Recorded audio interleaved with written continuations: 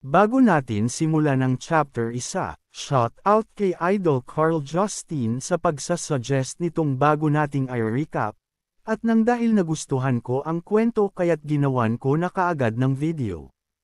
Ang mga mahiwagang gate na tila sanhi ng isang mahiwagang phenomenon ay bigla na lamang lumitaw sa iba't ibang panig ng mundo, kahit sa matataas na bundok na nababalot ng makapal na nyebe. Katulad ng mga mahiwagang bagay ang lumitaw din sa hanay ng mga manlalakbay na nag-organisa ng ekspedisyon.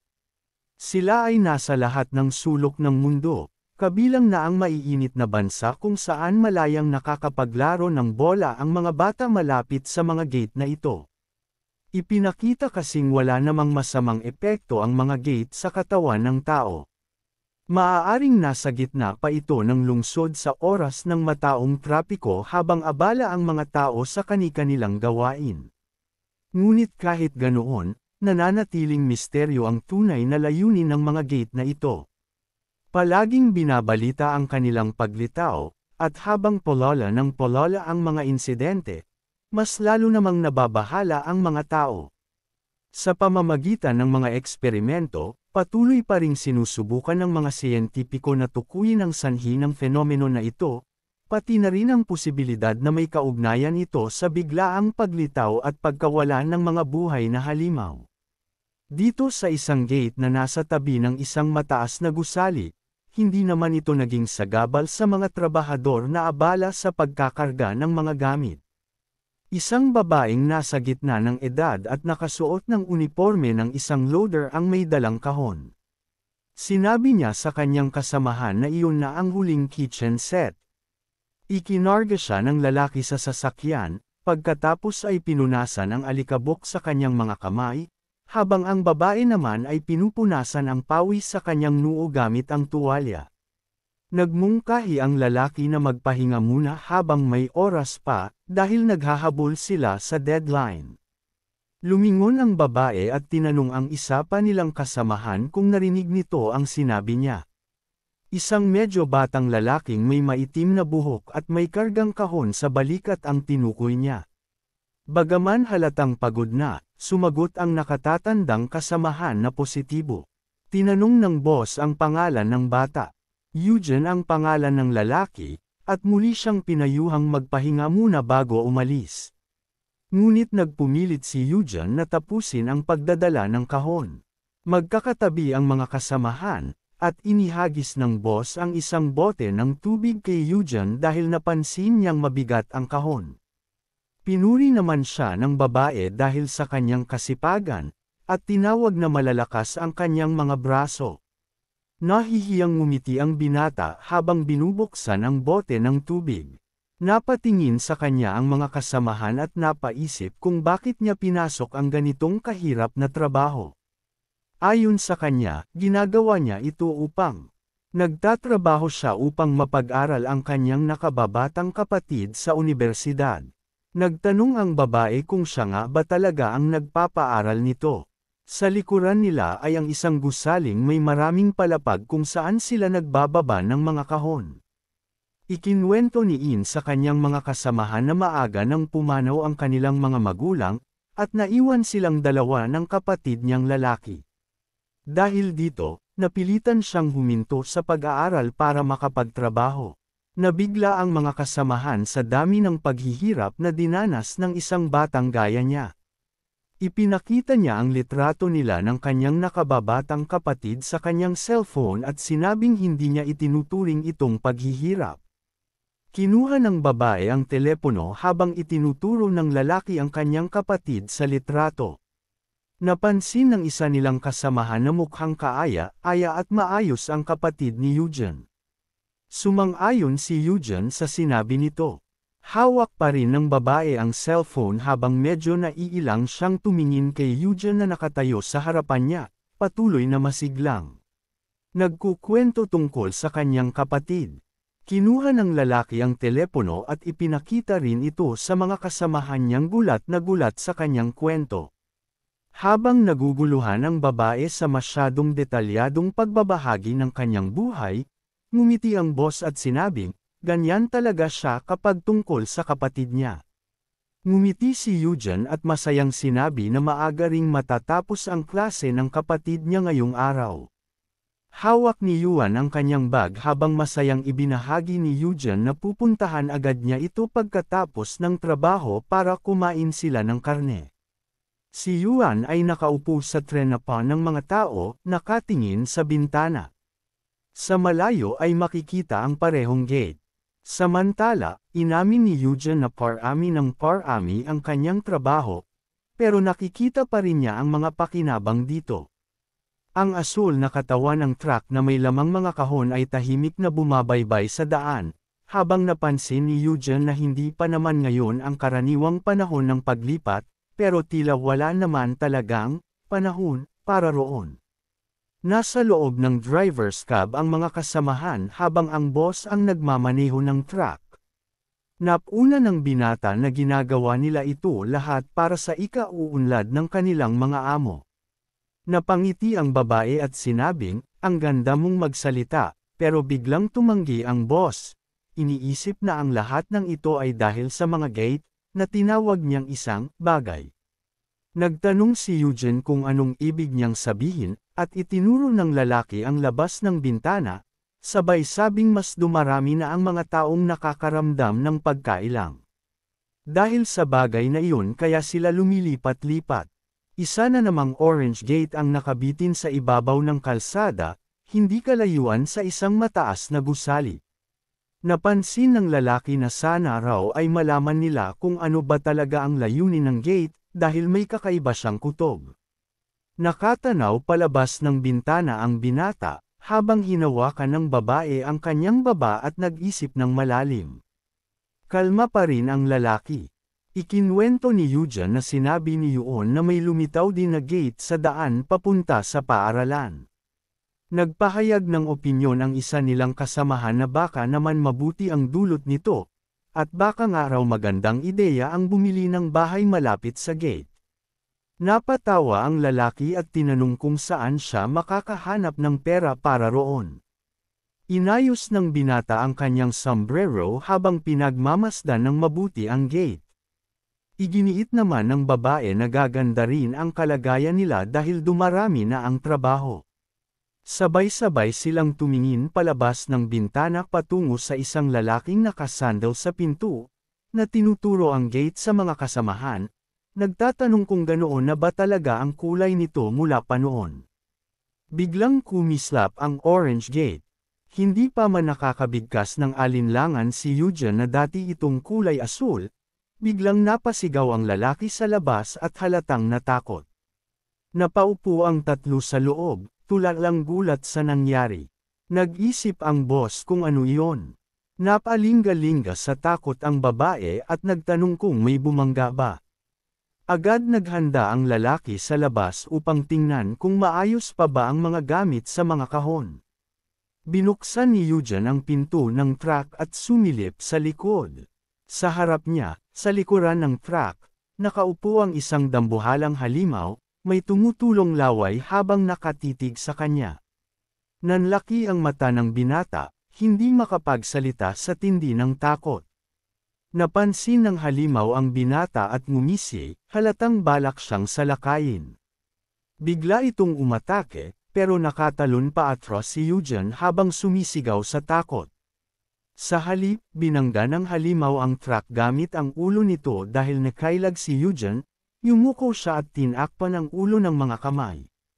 Tumilapon ang truck sa lakas ng impact habang nakaupo si Eugen sa aspaltado, sumisigaw sa takot at nagtatanong kung anong klaseng nilalang iyon. Nasa loob pa rin ang kanyang mga kasamahan, nagsisisigaw sa hilakbot. Puno ng takot ang mukha ni Eugen, inakala niyang halimaw ito pero hindi niya maintindihan kung ano ba talaga iyon. Napalingon siya sa kanan, nanlilisik ang mata sa takot.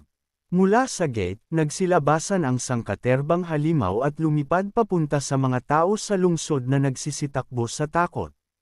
Patuloy pa rin sa pagkislap ang mga gate habang lumilitaw ang mga halimaw mula sa mga gate, at napag-alamang konektado pala ang mga ito sa mga dungeon, o sa ibang mundo, kung saan nagmumula ang mga nilalang na ito patungo sa mundo ng mga tao. Walang awa ang mga halimaw sa pag-atake sa mga tao, hinuhuli nila ang sinumang madaanan nila. Kalaunan, napagtanto na ang mga hindi nalilinis at napababayaang dungeon ay sumasabog kapag umaabot sa tinatawag na overflow. Ang mga nilalang na ito ay bomb-alot sa buong syudad, nagdulot ng matinding lagim sa mga mamamayan, dahil ang tinatawag na breakthrough ng dungeon ay ang mismong sandali ng pagsabog nito, kung saan naglalabasan ang mga demonic beasts. Sa sabay-sabay na pagputok ng mga dungeon, daan-daan ang nasugatan, at marami rin ang namatay. Humawak si Eugene ng isang matibay na kahoy at tumakbo papunta sa halimaw habang sumisigaw, pinapalo ito mula sa likod. Gusto niyang paalisin agad ang halimaw na mukhang butiking iyon mula sa truck. Bagamat takot ang makikita sa kanyang mukha, handa siyang lumaban. Ngunit biglang may mas malalakas na kamay na pumihil sa halimaw, pinwersa nitong buksan ang bibig ng nilalang. Ang boss ni Eugene ang lumabas mula sa truck, pinipilit pa ring pilitin buksan ang bibig ng halimaw. Habang nagugulat ang kanyang asawa sa mga nangyayari, napansin na ang mga kamay ng babae ay nagkaroon ng kakaibang kulay, naging kulay lila habang pinipigilan niya ang halimaw.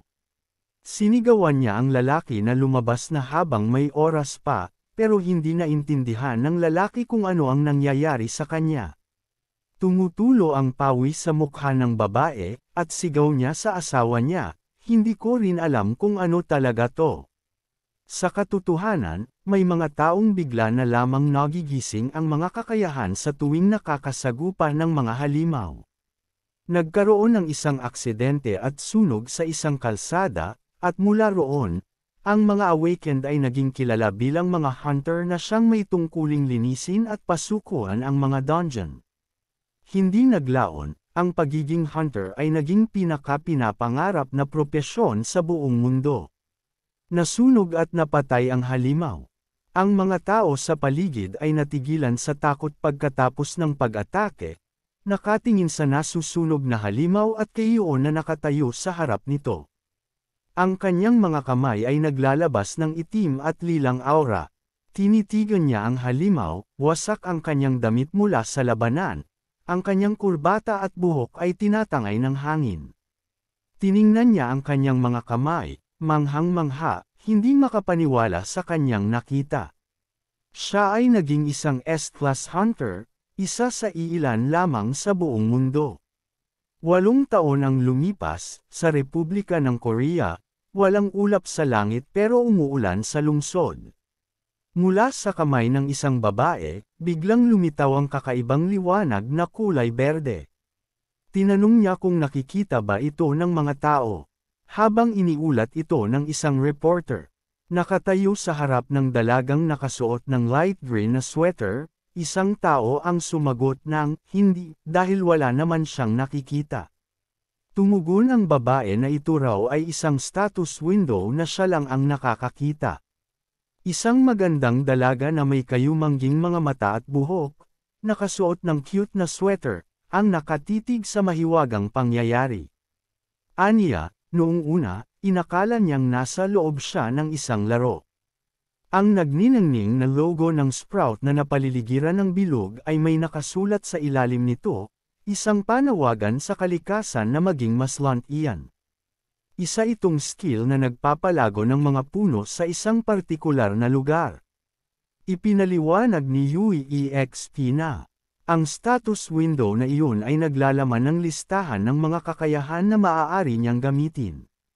Halimbawa, isang eksenang ang dalaga ay lumuhod habang malakas ang sigaw, nilapat ang mga palad sa sahig na gawa sa tile, at biglang tumubo mula roon ang mga baging ng puno na lumago paitaas, ikinagulat ng mga mamamahayag na naroroon.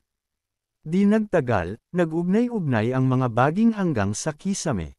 May mga inscription na lumitaw sa screen ng kamera kung saan ipinapakita ang pangalan ng programa at ng kaparehong phenomenon. Humanga ang mga tao sa kakayahan niyang iyon, at tinanong kung may mga taong naligtas na dahil dito.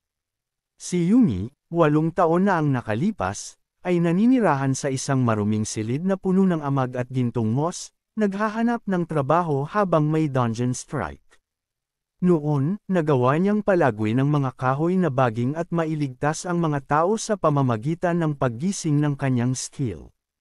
At kamakailan, muli niyang nailigtas ang mga tao mula sa isang gumuhong gusali sa parehong paraan.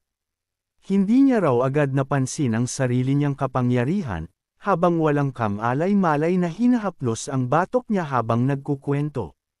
May isang maliit na guild na pumwesto malapit sa nilinis na portal, dito nagsimulang piliin ni Yumi ang propesyon bilang hunter. Isang babaeng may edad na, nakapusod ang maikling buhok, ang nakatalikod habang nakatayo sa harap ng mga estant ng kakaibang mga lalagyan. Itinuro niya ang mga ito gamit ang kanyang hinlalaki habang sinasabing mahal ang halaga ng mga bagay na nakukuha mula sa dungeon. Ang mga kristal na may mahiwagang liwanag na kulay lila na lumulutang sa ibabaw ng grupo ng mga hunter ay tinatawag na magic stones, at tanging mga hunter na may mahusay na kakayahan lamang ang kayang kumuha nito. Dahil sa mga magic stone na ito, pwedeng-pwede raw silang yumaman dahil ang halaga ng mga ito ay mula sa ilang daang libo hanggang sa ilang bilyong won. Lalo namang tumampok si Yuon, na nakatingin sa malayo na parang malalim ang iniisip. Sikat na siya, kahit noong high school student pa lamang siya nang magising ang kanyang kapangyarihan. Lumabas ang maliit na guild mula sa gate at sinalubong ng mga paparazzi. Si Yuon, na nawalan ng mga magulang. Sa murang edad at habang namumuhay sa kahirapan, nagtayo si Yuon ng isang guild na tinatawag ngayon ng lahat bilang The Abyss, matapos siyang magising. Sa likod niya ay nakatayo ang isang matipuno at malakas na lalaki, at may isa pang lalaki na naglalakad hindi kalayuan sa kanila. 25 na si Yuon ngayon, at maraming tao ang hindi makapaniwala sa tunay niyang kalagayan. Inabot ng reporter ang mikropono kay Yumi, na tila hindi makasagot sa tanong. Tinanong siya tungkol sa kanyang kalagayan, at sumagot ang dalaga na imposible ito dahil isa lamang siyang E-class. Ngunit, sa pagdiin ng kanyang kamay sa kamao at sa pagsara ng kanyang mga mata, masigla niyang sinabi na kung magpapatuloy siya sa pagtatrabaho, makakatipid siya ng sapat para mapag-aral ang kanyang nakababatang kapatid na babae. Pagkatapos nito, dumilim ang screen at lumitaw ang isang teksto sa kalahati ng screen na nagsasaad ng pagkamatay ng Huntress. Iyon na pala ang kanyang huling panayam, dahil siya ay namatay habang nililinas ang isang dungeon. Isang buong grupo ng mga tagapagligtas ang nagbuhat sa katawan ni Yumi habang ang iba ay tinutulungan ang mga natitirang hunters. Nang umaga, dinala sa ospital ang katawan ng dalaga, ngunit hindi na ito naisalba. Isang binatang may maitim na buhok ang nakaupo sa harap ng TV screen, nakayuko ang ulo, nakakrus ang mga braso sa kanyang hita. May mga basyong bote sa sahig. May benda sa kaliwang pisngi ng lalaki at siya ay tila lupaypay. Ganoon na lang ang pang-akit ng pagiging isang hunter dahil sa malaking kita, pero ang kabilang mukha ng katotohanan ay kasing delikado rin. Isang malaking pulutong ng tao ang nagtipon sa harap ng portal at nakatayo sa likod ng mga bakod habang isinasagawa ang paghahanda. Kumislap ang gate na may kumikislap na asul na liwanag. Ang mga hunter ay naghahanda para sa susunod na paglilinis, inihahanda ang kanilang mga sandata. Sa mga oras na iyon, isang lalaki na nakasuot ng pulang uniform ang tumawag sa kanyang superior na malapit lang at nakaasol na uniform, na naghahanda rin. Tinanong niya tungkol sa isang F-class na tao. Nakaupo si Eugen sa isang upuan, nakayuko, nakaitim na sombrero, mask, at fingerless gloves. Nasa tabi lamang niya ang kanyang mga saklay habang abala ang iba sa paghahanda. Isa siyang F-class hunter na may palayaw na educator. Inalis niya ang kanyang maskara, at lumantad ang kanyang mukhang balot ng benda habang siya ay ngumiti na parang kilalang-kilala na siya ng lahat. Ang lalaking nakapulang uniforme ay itinuro si Eugen, na nakaupo na may hindi nasisiyahang ekspresyon, at humiling na sana'y tretuhin siya ng may kaunting malasakit, dahil namumuhay rin siya sa paglilinis ng mga dungeon. Ngunit tumutol ang lalaking kaharap nila at sinabing hindi iyon ang isyu sa ngayon. Ipinasok ni Sako ang kanyang kamay sa balikat ng lalaking nakapula. Nakatayo sa likuran niya si Sako, hinahawakan siya sa balikat at sinasabing kalma lang, dahil kakaunti ang gustong magtrabaho para sa maliit na gantimpala. Ngunit hindi pa rin siya tumigil at patuloy na nagsalita ng may paghamak, sinabing papayag siyang magtrabaho sa ganitong kondisyon at tinawag si Eugene na isang tipaklong sa kuweba. Biglang dumilim ang mukha ni Eugene habang tinatitigan ang lalaki na tinawag siyang malas, dahil ilang beses na raw nangyari na namatay ang lahat ng miyembro ng kanilang grupo habang siya lang ang himalang nakaligtas, isang masamang senyales daw. Pinagtagpi-tagpi ni Eugene ang kanyang mga daliri habang tahimik na nakikinig. Sinabi ng lalaki na sobrang sama raw ng sitwasyon ni Eugene kaya pati ang kanyang nakababatang kapatid ay iniwan siya.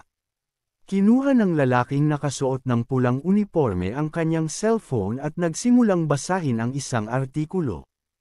Nasa likod niya ang isang hunter na may blondeng buhok. Binasa niya ng malakas ang balita kung saan sinabing hindi dinalaw ni Eugene si Yoon sa ospital kahit padurog-durog ang binti nito. Biglang sinabi ng blondeng hunter na itigil na ang pag-uusap tungkol sa nakababatang kapatid. Ngunit sa gitna ng pagbabasa, biglang sinunggaban ni Eugene ang t-shirt ng lalaki at hinayla ito palapit sa kanya, galit na galit, sabay banta na tumigil na ito sa pagsasalita. Galit na galit si Eugene habang nakatitig sa kaaway at sinabi ng matigas na wala silang pakialam sa isyong ito. Umisi ang lalaking nakapula, tinaas ang kanyang mga kamay na tila walang kasalanan, pero bigla niya ring sinipa si Eugene sa binti at itinulak palayo. Bumagsak si Eugene habang iniunat ng lalaki ang kanyang mga braso sa gilid at sumigaw na huwag siyang lalapitan ng ganon. Pagkatapos, hinablot niya si Eugene sa kwelyo habang litong-lito si Eugene sa nangyari. Itinaas siya ng lalaki mula sa lupa, malinaw na ipinapakita ang lakas nito, habang nakatayo lang malapit ang blondeng lalaki. Dahan-daw ang dumilat si Eugene, hinawakan ang kamay ng nanakit sa kanya habang sinisigaw nitong huwag siyang sumasabat sa klase. Binitiwan siya ng lalaki, dahilan para siya'y bumagsak sa lupa na may kasamang ungol. Habang papalayo, binato pa siya ng masasakit na salita, ireklamo mo yan sa kapatid mo. Napansin ng blondeng hunter na lagi raw ganito ang reaksyon ni Eugene tuwing nababanggit ang kanyang nakababatang kapatid. Hinawakan ni Eugene ang kanyang binti habang pilit na binabalik ang kanyang ulirat. Pagmulat ng kanyang mata, nakita niya ang kamay ng isang lalaking may kapangyarihang ginamit. Nagulat si Eugene nang makita si Sako, na lumak ng isang liwanag gamit ang kanyang kakayahan, nakaluhod sa harap niya at may reklamo rin sa nangyari. Dahil hindi pa nga sila nakakapasok sa dungeon, biglang may liwanag na lumitaw sa kanyang kanang tuhod na nagpatibay sa balangkas nito. Ngayon, kaya na niyang igalaw iyon ng madali sa loob ng ilang oras kahit hindi pa lubusang gumagaling ang kanyang binti. Napapikit si Sako sa pagod at sinabing huwag masyadong seryosohin ang mga sinabi ng nanakit sa kanya, dahil wala raw kwenta ang mga iyon. Nakapikit at seryoso si Eugene habang nakikinig, lalo nang marinig niyang dahil sa kanyang klase, kailangan niyang umasa sa iba at matutong tiisin ito. Ngunit ngumiti ang binata, isinara ang mga mata at tinanggap ang tulong ng kanyang boss na nag-abot ng kamay sa kanya upang siya'y itayo. Nagpasalamat si Eugene dahil tinanggap siya sa pagpasok sa dungeon kahit mababa lang ang kanyang ranggo. Nagkamay sila ng mahigpit, at sinabi ng binata na si Sako mismo ay masipag at laging inaayos ang kanyang mga kasamahan. Napangiti si Sako sa tuwa matapos marinig ang mga salitang iyon at binanggit na si Eugene lang ang nakakapansin sa kanyang mga pagsusumikap. Tumingin sa kanya si Eugene, medyo kabado, habang iniisip na parang nabuking na siya. Mabilis niyang pinulot ang kanyang sombrero mula sa lupa. Pagkatapos, saklay-saklay, naglakad siya sa likuran ng kanyang grupo habang pinagmamasdan kung paanong sinampal ng boss sa ulo ang lalaking nambastos sa kanya, kasabay ng pagsabing tigilan na ang pang-aalaska kay Eugen dahil kapaki-pakinabang din ito tulad ng iba at may sapat na karanasan, at kapag kasama siya, mas mabilis matatapos ang purge. Gamit ang kanyang kapangyarihan, sinubukan ni Eugen ang isang kasanayan sa pagpapalaki, na tinawag niya sa isipan, sa taong iyon habang ang boss ay abalang pinagsasabihan ang kanyang mga tauhan. Idinagdag ni Eugen sa listahan ng mga tinuturuan ang mismong pinuno ng guild, at halos mapapayag na siya sa mga sinabi ng nambastos sa kanya kanina. Tinipon ni Sako ang buong grupo at nagbigay ng utos na pumasok na sa dungeon, sabay sabing humabol na si Eugen kahit nakasaklay. Sa isip niya, sinabi ni Eugen na palagi siyang nakakaligtas dahil sa kanyang kakayahan. Naipakita ang lugar ng dungeon, napapalibutan ng matatandang pader at maliliit na tarangkahan na nakapulupot sa mga ugat ng puno. Dalawang malalaking paniki na nakakatakot ang dahan-daang lumapit sa kanilang grupo. Nagsimula ng lumaban ang mga miyembro ng guild, nagtatago sa likod ng kanilang mga kalasag at gumagamit ng mga mahiwagang kapangyarihan. Ang buong grupo ay nasa isang bangin habang nagmamasid sa paligid matapos patumbahin ang mga halimaw na ngayoy nakahandusay sa lupa. Sinabi ni Sako sa lahat na huwag magpakakampant dahil hindi pa nila alam kung saan susulpot ang susunod na halimaw. Sumagot naman ang isa sa kanila na, marami na silang beses na nakarating sa lugar na iyon kaya inakala nila na wala namang nakakatakot na halimaw sa isang D-class na dungeon. Isa sa mga bangkay ng higanteng paniki ay nakahandusay sa lupa. Napangisi ang mga lalaki ng mapagtanto nilang dati, sa tuwing sumasalakay sila sa dungeon, nanginginig pa sila sa takot sa simpleng itsura ng ganitong mga nilalang. Biglang nagsimulang maglaho ang bangkay ng halimaw at naging isang makinang na kristal. Si Sako at ang lalaking nakapulang jacket ay namangha habang pinagmamasdan ang kumikislap na kristal. Hindi inakala ni Sako na makakakuha sila ng ganoong halaga mula sa iisang halimaw. Napansin ng F-class na manlalaro na malaki ang kristal, kaya naisip niyang kahit D-class lang ito, siguradong aabot pa rin sa ilang daang halaga. Bumaling ang lalaking nakapulang jacket kay Eugen na, sa mga oras na iyon, ay abalang sumusutyot ng bato gamit ang isang pickaxe. Tinawag niya si Eugen, nagtanong kung anong ginagawa nito roon, sabay sarkastikong sinabi na kung mamimina niya ang mga bato, 80% ng makukuha niya ay mapupunta lang sa komisyon. Tiningnan ng bida ang lalaki nang may kaba sa mata, habang hawak ang isang maliit na kristal sa kamay. Sumagot siya na wala naman siyang nahanap na mahalagang bagay maliban sa maliliit na bato na pwedeng ituring na basura. Dalawa sa mga kasamahan niya sa guild ay tiningin sa kanya nang may pangungut siya. Itinuro siya ng lalaking may pulang buhok at sinabing ang mga magic stones na nakuha mula sa halimaw ay parte ng kanilang kita. Dagdag pa niya, kung ayaw ni Eugen na mamatay sa gutom, kailangan niyang kunin ang lahat ng maaari. Tumingin si Eugen sa harap, may dalang lungkot sa kanyang mukha habang iniisip ang marangyang pamumuhay ng kanyang mga kasamahang patuloy siyang minamaliit. Dagdag pa ng mga ito, na kapag nahuli siya sa pagnanakaw, huhuberin siya at itatali sa poste bilang parusa. Lumingon si Eugen, dismayado, at muling hinampas ang pader gamit ang kanyang pickaxe. Galit na galit siya na itinuturing lang siyang murang trabahador, ikinumpara pa niya ang sarili sa si Cinderella. Marahang yumuko si Eugen, tanggap ang kanyang abang kalagayan, parang ulilang bata. Naalala niyang nawala na ang kanyang mga magulang at pati ang nakababatang kapatid ay iniwan siya. Bumalik sa alaala ni Eugen ang sandaling lumabas ang kanyang kapatid sa pinto, may bitbit na backpack. Umalis ito ng bahay matapos magising ang kapangyarihan. Sinubukan ni Eugene siyang pigilan sa pag-alis, lumapit siya sa pintuan kung saan lumabas si Yoon, pero hindi siya pinakinggan ng kanyang kapatid. Nang sinabi niya kay Yoon na dapat sanay na natili na lang siya sa bahay dahil delikado ang ganitong uri ng pakikipagsapalaran, si Yoon, kasama ang kanyang kapa, ay nakatayo sa isang batong ledge na napapalibutan ng kanyang mga kasamahan na nakasuot ng itim na jacket. Naalala ni Eugene na habang siya ay nasa militar, ang kanyang kapatid ay nang-alap ng mga hunter at itinatag ang Abyss Guild. At dahil sa lakas nito, kinilala ang Abyss bilang pinakamalakas na guild sa buong bansa. Si Yoon ay naging parang isang tao na hindi na maabot. Naalala ng pangunahing tauhan ng may pangungulila kung paanong iniwan siya ng buong grupo ng kanyang kapatid. Mapagpakumbabang yumuko si Eugene noon, iniwan siyang ganap na nag-iisa.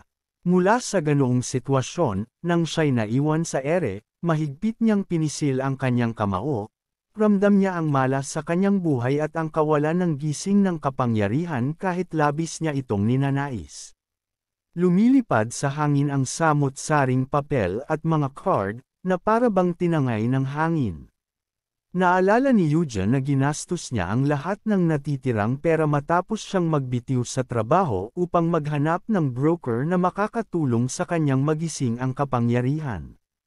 Naaalala niyang naloko siya sa matatamis na pangako ng mga ito, naaalagaan daw siya dahil isa siyang kapatid ng isang S-class.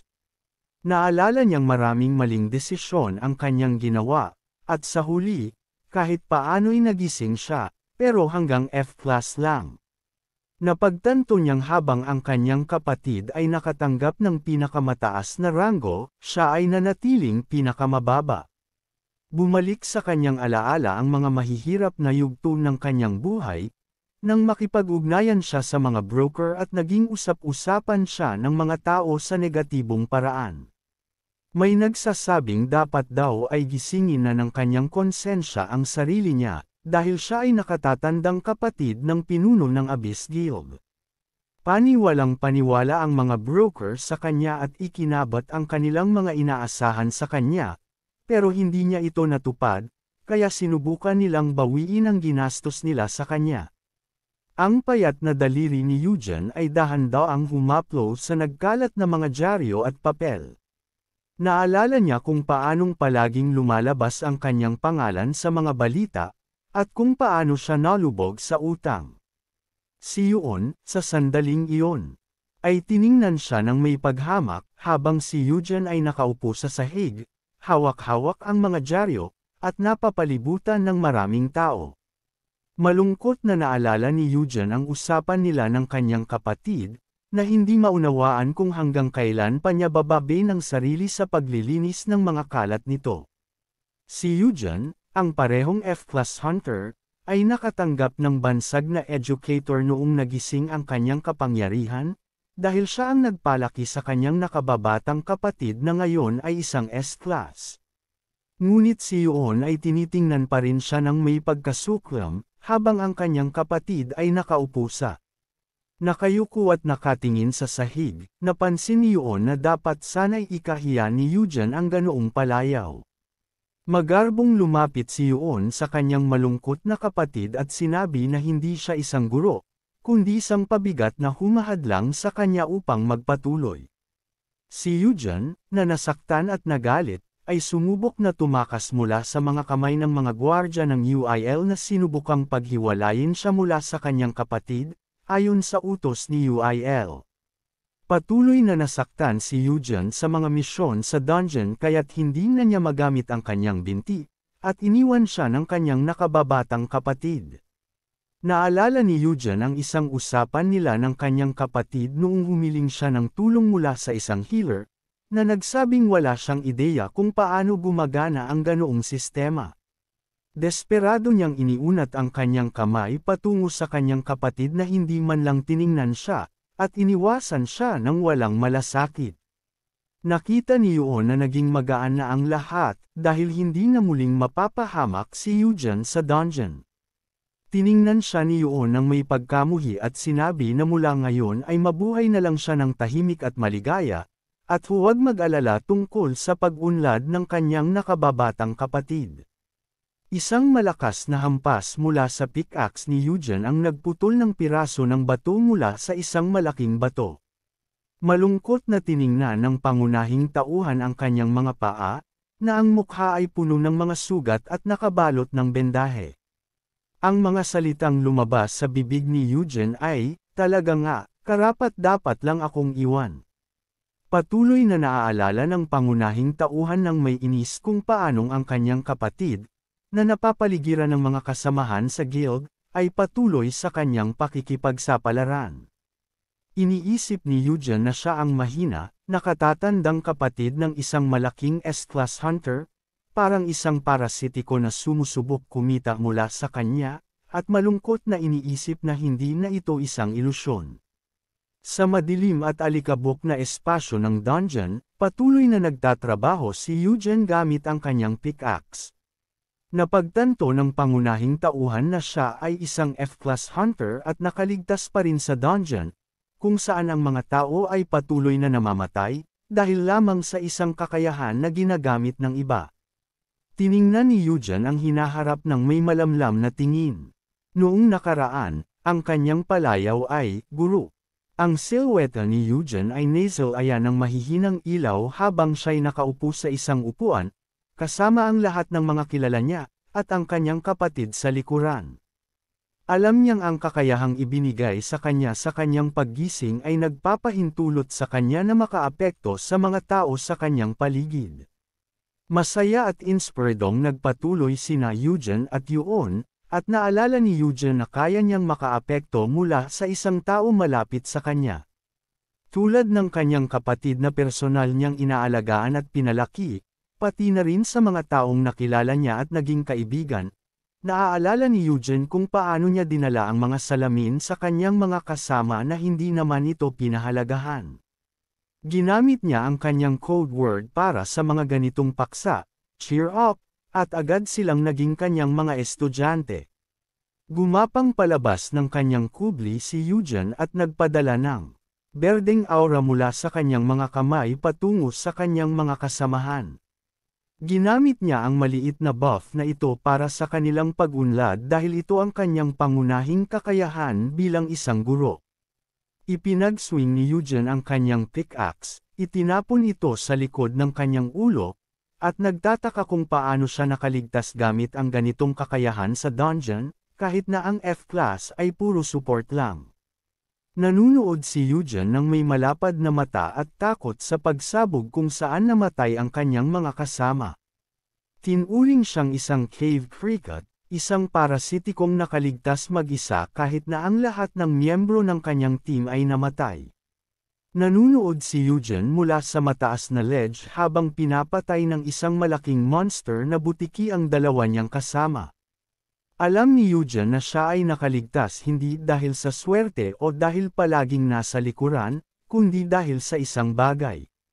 Sinubukan ni Eugen kunin ang kanyang dagger mula sa likod ng kanyang katawan. Sa katunayan, ang guro ay may isa pang nakatagong kakayahan. Ito ang kakayahang nagligtas sa kanya tuwing siya ay nasa krisis, at dahil dito, nakaligtas siya kahit na ang lahat ay namatay. Napansin ni Eugen na nagliwanag ang pickaxe sa kanyang mga kamay, at agad niyang naisip na ang kanyang karagdagang kakayahan ay dapat nang ma-activate. Isang abiso ang lumitaw, ang epekto ng titulong guro ay lumabas. Inilunsad ang karagdagang kakayahang Last Retribution. Pag-swing ni Eugen ng kanyang pickaxe, napansin niyang nagsimulang magningning ito sa kanyang mga kamay. Ramdam niya ang kapangyarihan na dumadaloy sa kanya pati na rin ang mga kakayahan ng kanyang boss. Isang magic circle na may pattern ng pagpapalakas ng lakas ang lumitaw malapit sa pickaxe ni Eugen. Tumigil ang guro at binuksan ang kanyang bibig, itinapon ang pickaxe sa lupa. Desperadong tumakbo si Eugen, tumalon gamit ang kanyang crutches, at naintindihan niyang hindi ito pwedeng mangyari sa isang D-class dungeon. Naintindihan niya na ito ay isang nakatagong kakayahan, ang Last Retribution. Ang hieroglyph ng tombstone sa pulang bilog ay kumikislap sa hangin. Ang mga kakayahan at kasanayan ng estudyante na pinapahusay niya ay pansamantalang nailipat sa kanya na may pinalakas na lakas. Isang malaking tunnel sa kuweba ang naglid sa ang exit. Alam ni Eugene na kung ang bilis ng estudyante ay 100, magagawa niyang tumakbo sa bilis na 200 at ang kanyang lakas ay magiging 2 beses na mas malakas. Naglakad ang pangunahing karakter ng mabigat at tumigil sa isang sandali, ang kanyang mga mata ay lumaki. Alam niyang dahil sa kakayahang ito, laging nakaligtas siya, ngunit itinuturing pa rin niya itong isang hindi maisip na masamang kakayahan dahil ang kondisyon para ma-activate ito ay masakit. Umupo si Eugene sa upuang iyon na pinalilibutan ng lahat ng kanyang mga kaibigan na ang mga mukha ay may nakapintang pulang krus maliban sa kanyang kapatid. Naunawaan ng guro na ang mismong aktibasyon ng kakayahan ay nangangahulugang isang masamang pangyayari. Binanggit ni Eugene ang kanyang boss na si Soko na ang mukha ay may pulang krus din. Hindi naniniwala si Eugene na may masamang mangyayari sa kanyang boss. Pumunta si Eugene sa lugar at tumapak sa isang pool ng dugo. Nakita ng pangunahing karakter ang isang madugong bangin sa harap niya at ang mga katawan ng kanyang koponan na nakahandusay doon.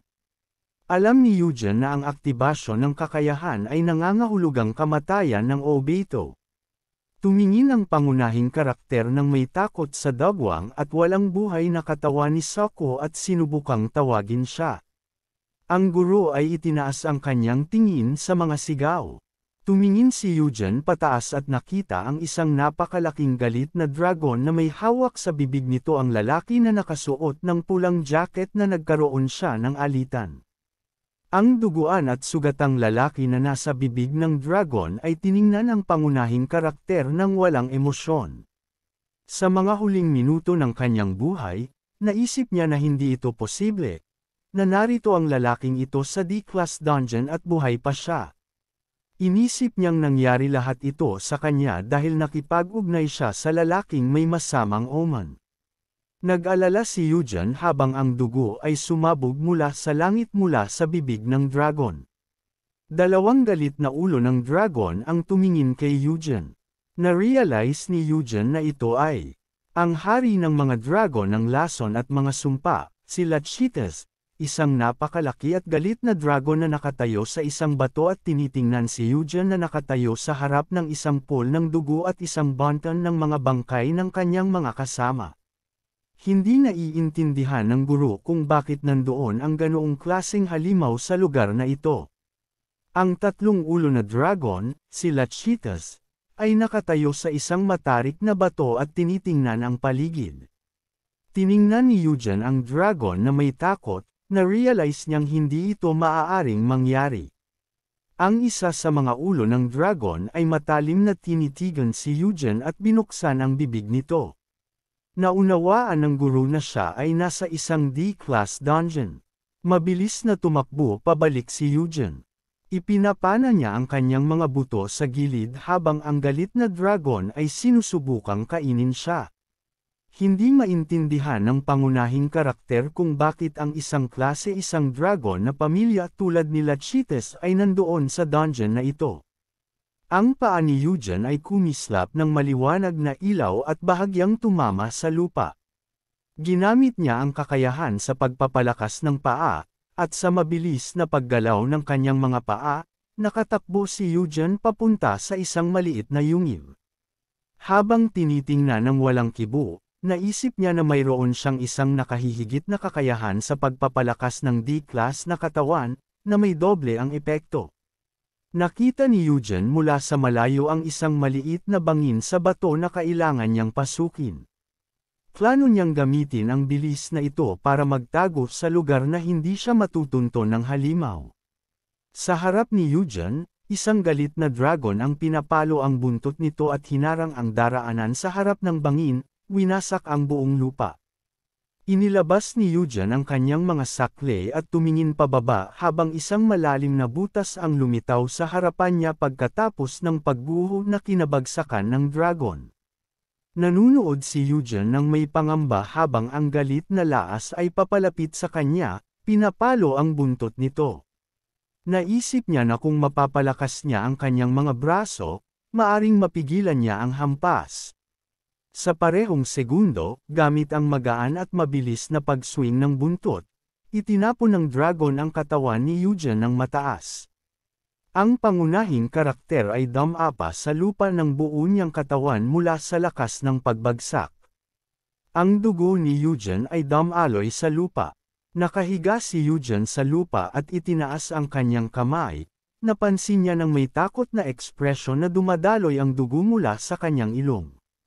Ang galit na laas ay hindi lumayo at malapit nang tapusin ang kanyang atake. Naunawaan ng guro na hindi niya kayang makipagsabayan sa dragon kahit na may 2 beses na lakas ng kakayahan ng boss. Naalala ng pangunahing karakter ang huling mga minuto ng buhay ng kanyang koponan kung saan hawak ng boss ang sugatang katawan ng isang mandirigma at sinabi sa kanya na kahit isang healing potion ay hindi makakatulong. Naramdaman ni Eugen na siya'y nilalamon ng mga alaala ng kamatayan.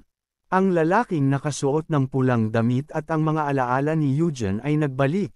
Galit na naghahanda na lumaban mag-isa, sinisigawan ang kanyang nakatataas na magtago sa sulok.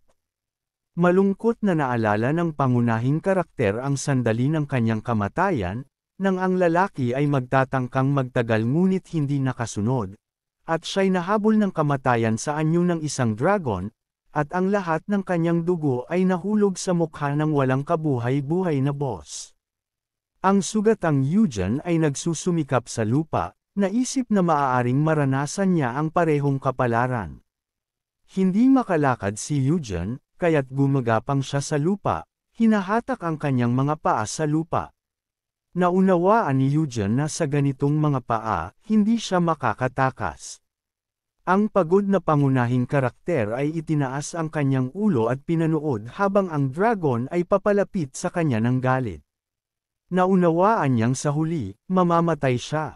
Binuksan ng galit na dragon ang bibig nito at malapit nang sumugod kay Eugen na nagsara ng kanyang mga mata ng mahigpit at inantay ang kanyang kamatayan. Bigla, isang malakas at matinding pagsabog ang narinig mula mismo sa harap ng dragon na dahilan upang magsimulang ikiskis nito ang mga ulo.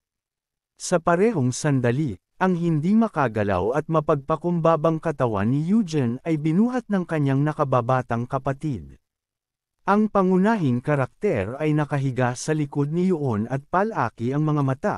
Sinabi ng may pag-asa ang pangalan ng kanyang nakababatang kapatid. Si Yuon ay nakatagong itinago ang kanyang kapatid sa likod ng isang malaking bato at sinabi sa kanya na manatili roon habang siya ay haharapin ang mga halimaw. Kinuha niya ang kanyang mahabang espada. Si Eugen ay tumingin mula sa likod ng bato, naguguluhan, sinusubukang iparating sa kanyang kapatid na hindi niya kayang labanan ang 3 ulo ng kalaban. Itinaas ni Yuon ang kanyang mga balikat ng buong yabang at inihagis ang kanyang espada, tumingin diretso sa galit na laas. Bumulong si Yuon ng tahimik at pagkatapos ay inactivate ang Blue Willow Leaf skill. Sa parehong sandali, ang buong galit na silhouette ni Yuon ay napalibutan ng isang asul na magical aura na may mga asul na dahon. Si Yuon, gamit ang hindi naririnig na galaw ng kanyang katawan, ay tumalon palayo mula sa mga dahon na lumulutang sa hangin. Si Yuon ay mabilis na dumadaan sa hangin, dumadaan sa mga ulo ng dragon na lumulutang sa kanyang magical aura, hawak ang kanyang espada. Mahigpit na hinawakan ni Yuon ang hawakan ng espada nang bigla itong magliwanag ng maliwanag na purple na aura. Nagkunot ang noo ni Yuon sa dragon at gamit ang isang pag-arco ng kamay, tinawag ang isang alon ng purple na magical aura. Tumingin si Eugen sa kanya nang may paghanga habang ang labanan sa pagitan ng kanyang kapatid at ng galit na dragon ay nagaganap. Napagtanto niyang ang mga atake ng kanyang kapatid ay sobrang bilis. Si Yuon ay tumingin pababa sa dragon nang may paghamak habang patuloy na itinuro ang espada niya sa dragon, hawak ang kamay sa ibabaw ng hawakan. Naunawaan ng pangunahing karakter na ito ay isang S-class na labanan. Nagbigay si Yuon ng isang tanong na sulyap sa gilid nang makita niyang ang isa sa mga ulo ng dragon ay sumugod mula sa gilid. Mabilis na lumipad si Yuon pataas, sinusubukang umiwas sa atake. Ang berdeng lason na agos mula sa bibig ng dragon na inaasahang magpapaso sa kanya, itinapon ni Yuon ang kanyang desperadong tingin sa kanyang nakatatandang kapatid na nakaupo ng pagod sa lupa at pinapanood habang ang isang agos ng berdeng lason ay papalapit sa kanya. Sinabi ni Yuon sa kanyang kapatid na mag-ingat dahil ito ay isang lason na kahit ang potion ng pagpapagaling ay hindi kayang magligtas mula rito at ang pakikipag-ugnay dito ay magdudulot ng agarang kamatayan. Nang mapagtanto ni Yuon na walang paraan para makaiwas ang kanyang kapatid sa mapanirang atake na ito, nagmadali siyang tumulong sa kanyang kapatid, inilagay ang kanyang espada sa harap niya gamit ang pag-activate ng isang malaking kalasag. Pinagngisi ni Yuon sa sakit habang ang ilan sa lason ay pumasok pa rin sa kanya. Si Eugen ay labis na nag-aalala para sa kanyang kapatid at sumigaw ng kanyang pangalan habang si Yuon ay tumingin sa dragon ng may galit at paghamak. Inilabas ni Yuon ang kanyang espada mula sa atake ng lason ng dragon at itinapon ang lahat ng pawis ng lason. Tiningnan ni Yuon ng may pag-aalala habang natutunaw ang kanyang espada mula sa lason ng dragon. Pinanood ni Eugen ang kanyang kapatid ng may pagkalungkot, napagtanto na ang talam ng espada ay hindi na makakatulong sa kanila. Maingat na pinanood ng pangunahing tauhan ang matinding laban ng kanyang kapatid na laban sa LA Cheetahs na may tiwala. Hindi naintindihan ni Eugen ang kilos ng kanyang kapatid na nagtatangkang protektahan siya sa ganitong paraan. Napansin sa kanyang sarili na mas malaya pang makipaglaban ang kanyang kapatid. Sa mabilis na galaw ng kanyang katawan, muling sinubukan ni Yuon na iwasan ang lason ng dragon, at ibinato ang isang galit na tingin mula sa likuran. Naunawaan ni Eugen na ito lamang ang paraan para maprotektahan sila ng kanyang kapatid. Ang pangunahing tauhan ay hysterical na sumigaw sa kanyang nakababatang kapatid, na nakalutang sa hangin, at nakayang mapansin ang pakiusap ng kanyang kapatid. Hindi naintindihan ni Yuon kung bakit pumasok muli si Eugen sa dungeon at sinubukang iparating kay Eugen na sapat na ang kanyang lupaing paa para magising siya at huwag nang pumasok sa dungeon. Nilisan ni Yuon ang pansin sa Undead Eugen team. Si Yuon, na naiinis, ay sumigaw sa kanyang kapatid na pumasok siya sa dungeon nang hindi alam ang kanyang lugar, na nagdulot ng malungkot na mga kaganapan. Mapanlate na tinanong ni Yuon ang kanyang kapatid kung hanggang kailan niya balak mag-iwan ng bakas na nililinis siya. Nakakunot ang noo ni Yuon habang tinitingnan ang kanyang nakatatandang kapatid na takot na itinataas ang kanyang ulo. Si Haiyong ay nanginis ng magaspang sa kanyang kapatid na palagi niyang sinasabi sa kanya na dapat abangan sa susunod na kabanata kung paano namatay ang kanyang kapatid sa sarili niyang mga kamay. At kung paanong dahil dito, biglang sumabog ang matagal ng nakatagong kapangyarihan ng ating bida. Kung nagustuhan nyo ang video at gusto nyong ituloy natin ang kwentong ito, maaari ba akong humingi ng kaunting like mula sa inyo?